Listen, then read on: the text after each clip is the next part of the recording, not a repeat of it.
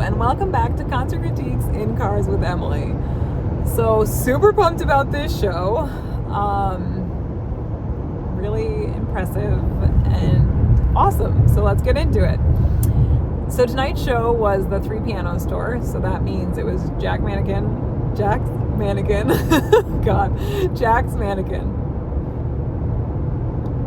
Andrew McMahon in the Wilderness, and something corporate. And then what I'm just going to call Encore because it was a little bit of everything. So if you don't know, Jack's Mannequin, something corporate, and Andrew McMahon in the Wilderness all have the same lead singer. And so yeah, let's just dive right in because it was amazing. It was like, it started at like 7:45 and went until 11:10. So it was a long one, but it was super awesome. All right, anyway. I honestly thought he was going to go in order of when the band was formed. So I love something corporate the most. And so I was a little in my head thinking like, oh man, they're going to play all the something corporate songs first. Pleasantly surprised when Jack's Mannequin came on first. Super cool. So yeah, so they grabbed everyone's attention with a recorded song being played. But like the stage was still dark and no one was on it yet. And then after that song came on, the screen went on and they started playing. I'm pretty sure, so 3 Pianos is the title of the memoir that he wrote. So I'm pretty sure he like was on the screen. Oh boy, what was on the screen was part of that. The book, right? And so it was like the Jack Mannequin's part. So yeah, so that was pretty cool. So the first song I didn't recognize, but I used my brain, and the word that was said the most was the resolution. That's right. But again, it was like he just started playing and singing, and it was like, this is gonna be so good. So during that song, he let the crowd sing the chorus after the bridge. And so the stage was set up and it was super cool. So they had 3 pianos on the stage. So there was the Jack's Mannequin stage on the right side, the something corporate one in the middle, and then the Andrew McMahon in the Wilderness one on the left. And so anytime it was a Jack's Mannequin song, he would play on the right piano. So yeah, so I liked that. I thought that was pretty cool. And honestly, I kind of was okay with this as a starting song because I didn't really know it. And I was like, all right, let's just get this out of the way. Let's not have it be a lull. Let's just get going. So that was fine for me. So then the second song started with just piano, but then had full instrumentals when the lyrics began at the beginning. The just piano part was pretty short. Let the crowd sing 2 words. It was Holiday from Real. That was the song. And I really liked the instrumental shift in the bridge. The next song was instrumentally heavy with a short, quick feel. It was Amy I. I loved the guitar in the second verse, and I really liked to see the song live, so that was pretty cool. After that, he said hello, and he's like, man, this is like so cool. I need to take a deep breath. And he talked about going to a show in middle school and how he wanted this to be his life. Oh, so we went to a show in middle school at a Pavilion, and so that's where it was. It was at a Pavilion, and that this was the biggest headlining show of any band that he's ever played in. So that was pretty cool. To think that, like, to be a part of that was pretty awesome. So after that, the next song had a quick instrumental intro, and then the instrumentals came in full with the lyrics. It was Kill the Messenger. I really liked the instrumentals in the verse. Really cool short, quick feel in the lyrics. I loved the piano for the instrumental bridge. And I'm gonna go with, they definitely changed the bridge. And then the build up like back into like the held note for singing. Like, so he's singing a held note, which was really awesome. So I really liked that. So the instruments are building, and then he holds the note while the instruments kind of hit their crescendo. And then there's a drop to just piano for the end, which I thought was really cool. So then he invited Zach Clark to the stage, and he explained that he used to bring them like beer. He used to like go and see them up and down the East Coast. And then I guess one day he gave Andrew his record, and they were like, wow, this is awesome. So he helped them play Spinning. Less instrumental heavy start, and then the instrumentals came in full for the chorus. I liked the short quick feel right before the second chorus, and then I liked the lyrics in the chorus as well. After that, they had Josh Barrington come on, which is from something corporate. And so I want to say it was maybe Bloodshot. I don't know. You guys would have to fact check me on that one. But that is my guess based on lyrics. So he stood on the piano at the beginning and then jumped off, and then he came into the pit. So there must have been like a catwalk from the one side of the stage. So you like come out and then go across the pit and then go back to the stage. So that's what he did, which was super cool. And then he came back to the piano for the chorus. And then for the verse again, he kind of got away from the piano and went, was walking around the stage. I like the short quick feel in the lyrics, and I like the shift in the chorus. Really great breakdown after a build-up, which was cool, and then they build it back up again, which I really, really liked. So yeah, I really liked that song. I thought that was really well done. After that, they played Mixtape. So good. They went back onto the piano, and then for the verse jumped off, then got back to the piano for the chorus. Such great lyrics, just from start to finish. I love the instrumentals after the second chorus, especially when it drops to mostly piano for the bridge. The bridge is fantastic. It's so great. The breakdown after the bridge and just the end of that song is so good. Like, love everything about that. It was so fantastic. Seriously, it was just amazing. Really, really enjoyed that song. So that was cool. I mean, obviously it was too early for me personally, but that's okay. After that, they played Bruised, less instrumentally heavy start with a quick short feel in the instrumentals and the verses. Instrumentals came in full for the next couple lines in the verses. I really liked the lyrics in the chorus of this song and the instrumentals into the transition to the second verse. I like how the word was saying right before the second chorus. I thought that was pretty cool. And then he had the crowd put their hands up and do like the back and forth thing for the bridge. So that was a pretty cool one. And then he went off this. So then after that, so technically I guess that was the last Jack's Mannequin song. Because then after that, everyone got off the stage, and more of the book came on the screen.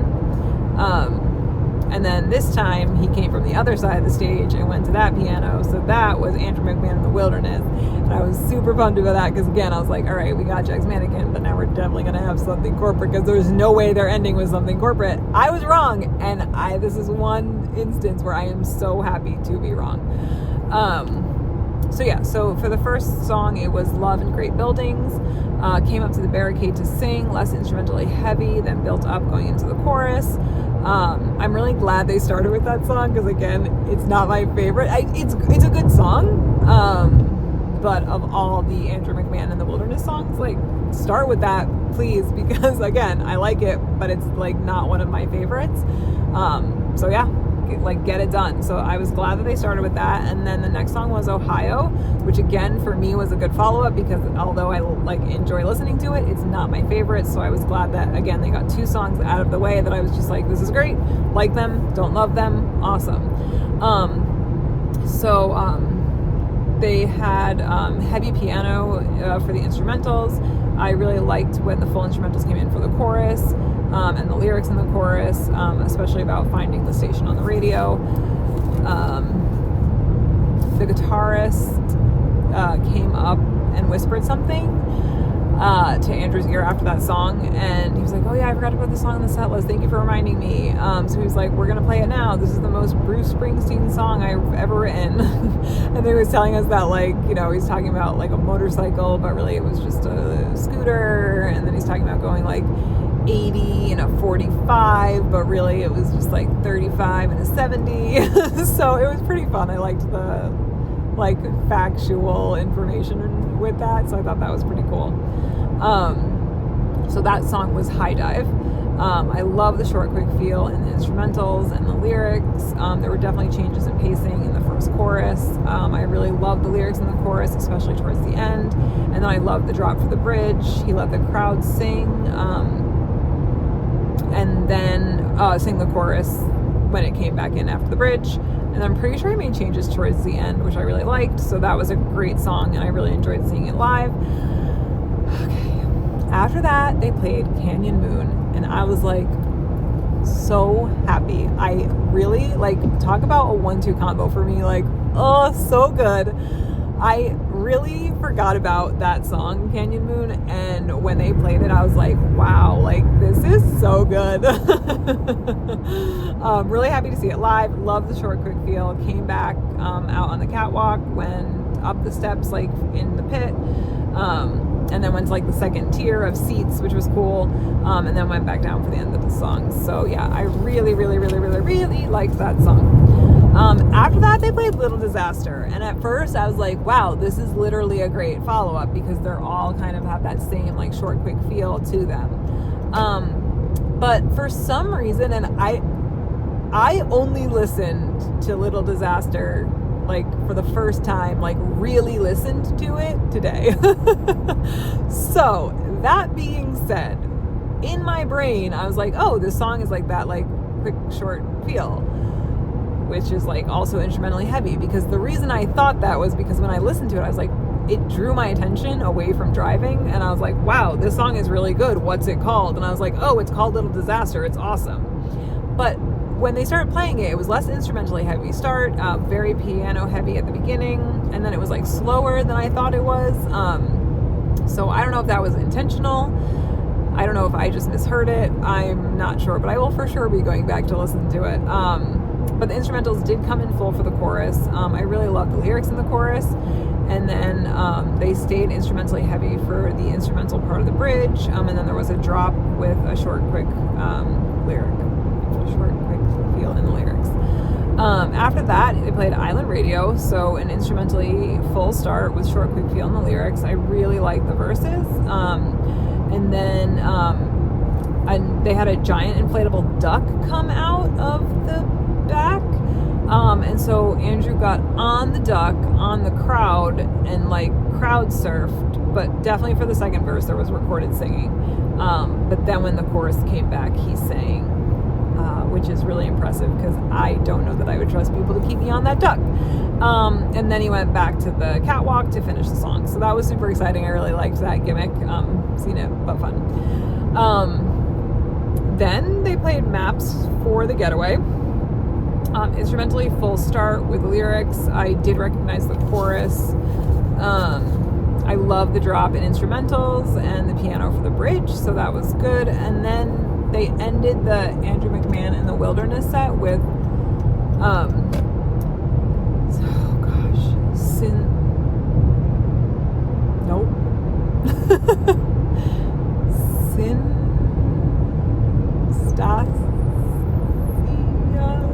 I don't know what it's called. I knew the song because, again, it was one of the songs that pulled my attention when I was listening to it. But anyway, quick short feel. It came to the crowd and walked up the left side of the stage. Really good song. Had the parachute in the crowd, which was right in front of me, and it was funny because the camera people just stayed on him the whole time, and so you never actually saw the parachute in the crowd unless you were right there. But it was still fun, and again, I've seen that before from Andrew McMahon in the Wilderness, but still really fun. At this point, I thought that they were gonna play Fire Escape, and so when they didn't immediately play it, I was like, well, they better play it later. Because obviously for Jack's Mannequin they didn't play Dark Blue, and I was like, they're gonna play Dark Blue. So that's when it kind of all clicked, and I was like, all right, so they're going to do some songs from each band, and then at the end they're gonna kind of do a compilation of every which one. So when they didn't play Fire Escape, I was like, oh, okay, hopefully they'll play it, not realizing just how long the encore was, because I was like, well, maybe they'll play like one song, right? So it'll be Cecilia and the Satellite, it'll be Punk Rock Princess, and then it'll be, Dark Blue. But I was wrong. Again, this is the second time I'm okay with being wrong. So anyway, after that, after that, the piano book came back on, and then everyone went off stage, and then this time he went to the piano in the middle, which was obviously something corporate. So the first song was just the piano with lyrics, and then there was also some string part which was recorded, which I really liked. I recognized it, but I don't know the name of it, and I do know the name of it, but I don't. Okay, so anyway, I loved the drop in the bridge. It was just piano, and then the instruments came in full for the chorus after the bridge. So again, it was like a weird song to start on if you were just going to a something corporate show. But in the realm of this show, I was like, this is great, because again, I know it, I heard it on the way up, but like, I don't really know it, and that's fine. You're getting rid of a song that I don't really love. So I was great. Then after that, they played I Want to Save You. So I love the instrumental shifts into the pre-chorus to the chorus. The instrumentals stayed full for the second verse, and then obviously the chorus again. After that, they played Fall. So it was instrumentally full start with lyrics. I love the line about undressing. It was even more instrumentally full for the chorus. I loved the piano and the transition from the chorus to the second verse. And then I really loved the guitar in the bridge. I definitely think there were some changes in the guitar in the bridge, which was super awesome. So yeah, I really liked that song. And again, liked it, not a song I love. So those 3 songs right in a row at the beginning, great. Eliminate the songs I don't super love. So I was really, really pleased with the order. And then after that, they played She Paints Me Blue. So that was super great, because I really like that song. He talked about writing the song around the country while he was traveling around the country. Instrumentally full for the verses and the chorus. I love the chorus in this song, and then definitely changed the word in the second verse to Philly. And then he talked to the crowd between lyrics. Could not understand what he was saying, but I love the piano in the bridge. It was super fantastic to see live. And then it was just the piano at the end, and then again he changed the line to Philly instead of Atlanta. So that was cool. All right. So after that, it was Straw Dog, which is fine. Would have not been my choice. I think it's maybe just like Straw Dog. I don't get it. So maybe it's that part of it that I didn't like. But anyway, instrumentals. Oh, powerful instrumentals, but then there was a drop when the lyrics came in. Instrumentals came in full for the pre-chorus. They let the crowd sing part of the chorus. I really like the instrumentals in the bridge, and I definitely love it when they drop the instrumentals. I like the lyrics in the bridge, and then the drummer stood up like right before the end. The end was pretty epic, so he stood up right before the end, and that was super fun. So he was just like having a ball with that song, and that made that song super fun for me, because again, it's not my favorite of theirs overall. Wouldn't have put it right after She Paints Me Blue, but that's okay. Then after that, they played Space, which was so good. Oh my gosh, it was so good to see live. I love the lyrics so much, love the chorus. Bridge is just like so fantastic to see live. Really, really, really, really love that song.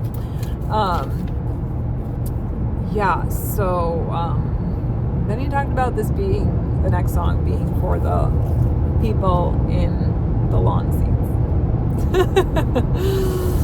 It was Me and the Moon, and it is my favorite Something Corporate song. It is like just one of those songs that is like part of my DNA. Like, I just love it so much. It was so good. It was so good. I loved it. It was a great follow-up for Space for me. So many pacing changes in the entire song. First verse, in the chorus there were pacing changes. I love the chorus so much. I love the pacing changes in the second verse. And then there were definitely some changes to the piano part at the end, which was super cool. Seriously, it was so good. It was amazing. It's just, there were so many changes. I love that song. I love the lyrics. It's so good. Way too early for me personally, but coming after Space, all those changes, it was fantastic. Then they played, I woke up in a car, again, like fantastic 1, 2, 3 combo, love that, love it, so that was pretty awesome. So we talked about how this was written on tour, and in this song they shout out Poughkeepsie, so I'm close to that area, so woo! Yeah, so I really like the story aspect of that song. I love the second verse in particular. The chorus is great, instrumentally heavy bridge, and then it drops for the chorus again. And then he stood on the actual keys of the piano at the end of that. So that was a pretty cool and interesting thing. After that, they played Hurricane. Instrumentally heavy with lyrics, walked to the catwalk for the verses and the chorus, then came back into the crowd to the second tier, and then back up to the piano for the instrumental bridge. And I really liked the shift, the large shift in instrumentals for that, so that was pretty cool. Then after that, they went off stage for and then a timer popped up, and it was a 15-minute timer, which I appreciated. I liked knowing how much time, especially because when they went off the stage the first two times,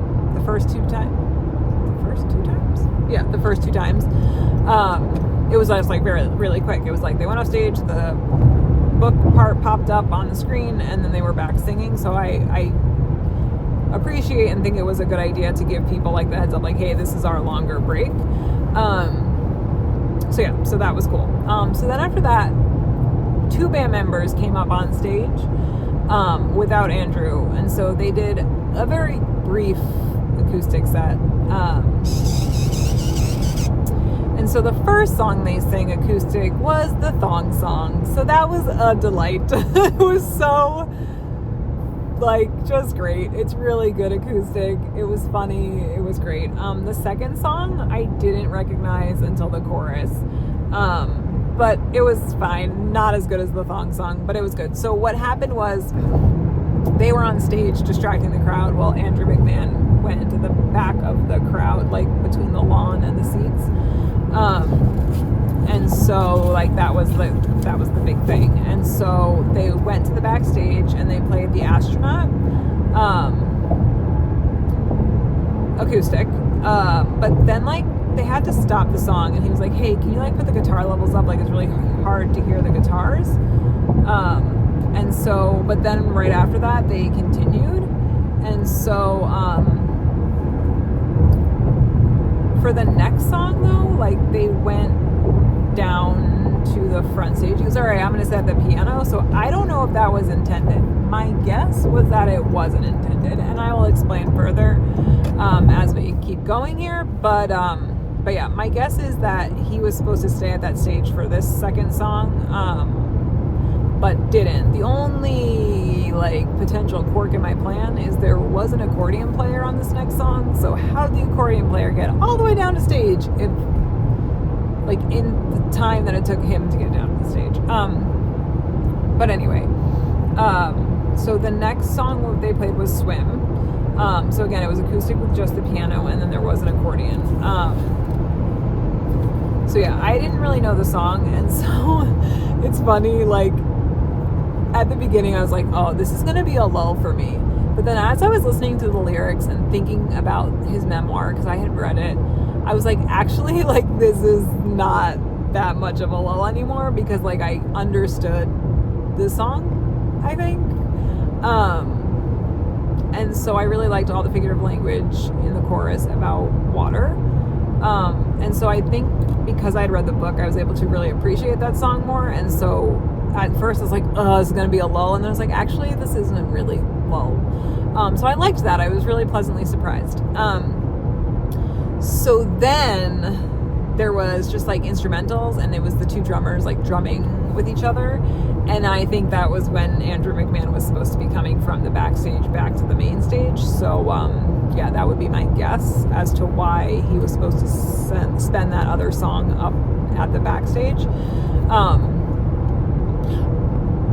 But when they came back out, they started playing Dark Blue. So I was like, okay, now we're getting back into like the songs, more popular songs.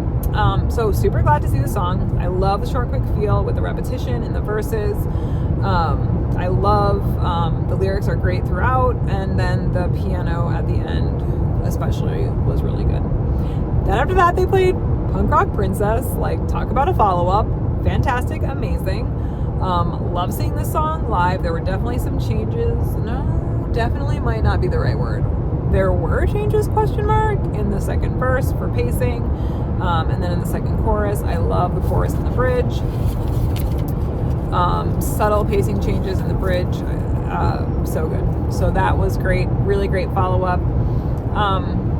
Then after that, he talked about his daughter and how she was on the side of the stage. So then he played Stars, which was less instrumentally heavy start, but still full. He got up from the piano for the verses. So this was actually a lull for me. This is where I wish he would have put Me in the Moon, because that would have been awesome. But there was a crew guy who came up and put a cape on Andrew, which was pretty cool for the bridge.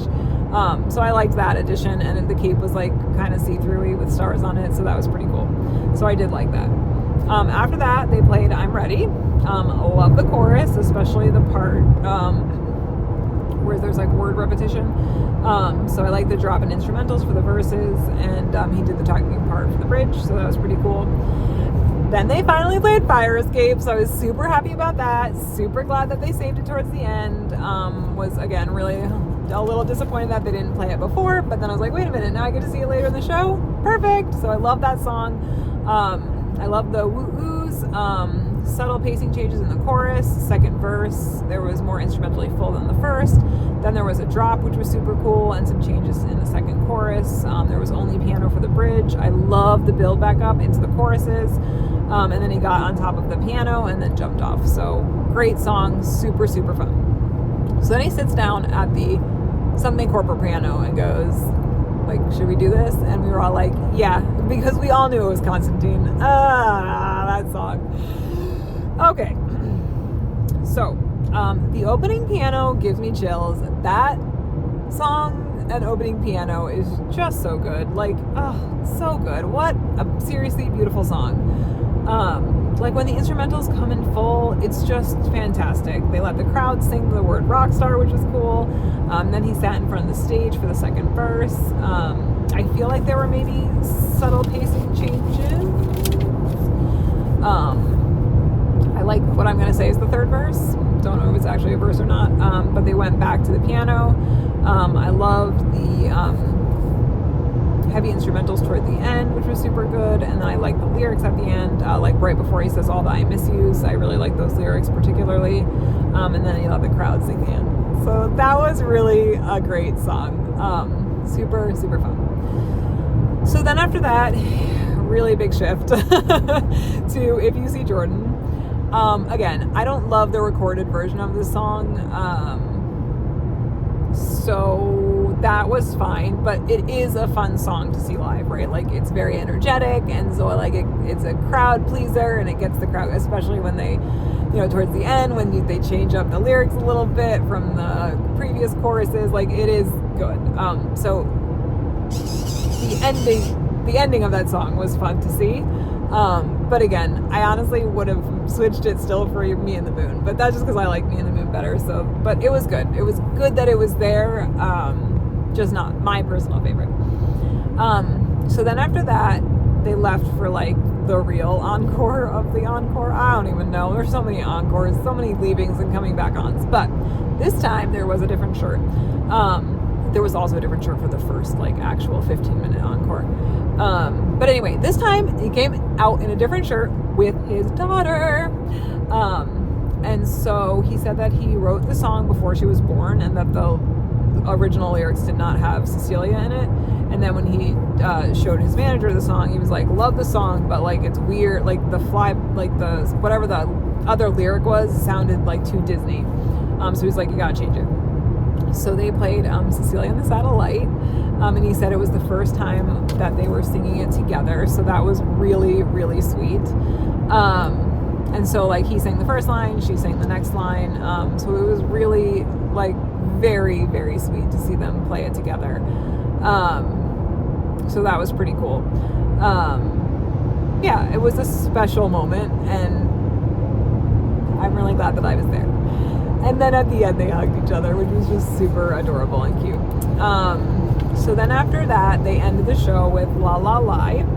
I liked the short, quick feel of the instrumentals and the lyrics. They let the crowd sing the La La Lie part, which makes sense. Played the harmonica at the piano, and then he got onto the piano, and then he was saying goodbye while the instrumentals played on the background. So he was like, look after each other, like take what, the feeling of the show and like spread the joy. Then he played the harmonica, and then he just threw it backwards, and then he started singing again. And then those like, God, what are they called? I know you know, and I know you're going to be screaming at me if you even made it this far.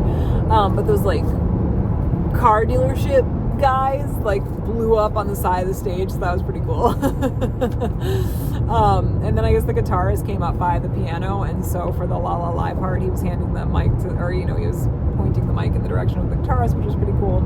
And then at the end, he stood on the keys to that piano again, which was super fun. So there's that.